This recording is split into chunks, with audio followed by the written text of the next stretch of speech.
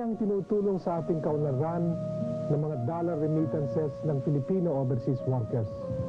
Kaya kung may mga bayaning dapat itanghal, sila'y walang iba kundi ang mga overseas workers. Bakit ayaw mong ipaalam ang tinitiis mo ng tiimbagang may apoy ang tabik ng gabi, bakal may di mo matangnan.